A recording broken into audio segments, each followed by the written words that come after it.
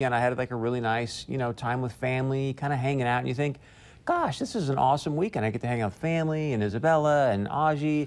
And then you come to work and you find out and you start talking, kind of that water cooler talk. And one person's like, oh, yeah, I was hanging out with Priscilla Presley. That's just kind of a normal weekend for me, which is what Lisa Budeau was doing. I am still riding the high as well. It was amazing. Last Wednesday was 40 years since Elvis died. And we covered on the news all of everything that was going on at Graceland. Well, Priscilla flew right from Memphis to the Valley on Friday, and she was at the Shooting Star Casino in Monoman, and I was lucky enough to moderate a discussion. She said, you know what, it's time for me to kind of tell my story, and she talked a lot about what happened the week before in Memphis, and just how relevant Elvis still is 40 years later, in my one-on-one interview with her. So are you a huge Elvis fan? I am.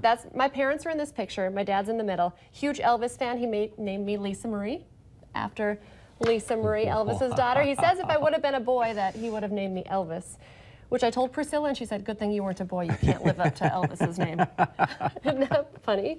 So let's listen real quick to what she had to say about everyone who was in Graceland last week. Seemingly there's a resurgence of people interested in Elvis. We have more young kids coming now, teenagers that are so interested. I don't know whether it's because they're tired of the music they have or they've just discovered Elvis, but 40 years after his passing is something that he would never believe in. It's totally remarkable. Over almost 70,000 or maybe more, actually still counting, arrived at Graceland, and it was actually quite emotional for all of us to see how popular he still is, and the impact that he not only had on America, but for every country. We had Japan, we had Puerto Rico, we had Brazil, we had France, Italy, Germany, Australia, the UK, every culture, and it was really, really, really nice and quite emotional. She said that wow, there are like 800 books written about Elvis, and she doesn't feel a lot of it's correct because she lived it. And she said, I asked her, why are you talking now? And she said, she doesn't want to, not be able to tell her story. She doesn't want to die and someone else tell her how they want and make money off a story that, isn't true. So it was almost 2 hours. We just sat and visited everything from the moment she met Elvis to falling in love, to the wedding, to the divorce, to the funeral. And they were still friends. So we hear a little bit more from her. I asked her, if you could talk to Elvis one more time, what would you ask him? I think more than what could I say, I wish I could have been more help to him, because we were all so young. I was the youngest within the group, and Jerry Schilling was older than I was, and we're very good friends now. We had this conversation the other day about learning so much. I just wish I had the wisdom that I have now, that I could have, during that time. I guess everybody says that. I just wish we had the wisdom when we were younger than later. Obviously it doesn't happen, but it's an eye-opener, putting things in perspective. She seems really sweet. So what was I guess, most intriguing or most jaw-dropping thing that you learned about Elvis that you didn't know?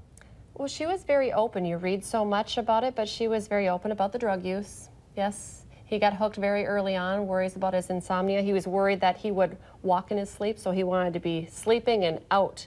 But then when you take sleeping pills, you need uppers to kind of get going again. She was also very open about the other women in his life. And she said, I tried to let him do it and spread his wings, and she thought she could handle it. And she said, no, couldn't do it. It never works that way. No. By the way, whoever booked her for Shooting Star Casino, who was that? The week of the 40th anniversary of his whoever death. it was deserves a huge hug and a high five. That's incredible. It was amazing to have her here. Straight from Memphis. She flew into Fargo and then drove to Monoman.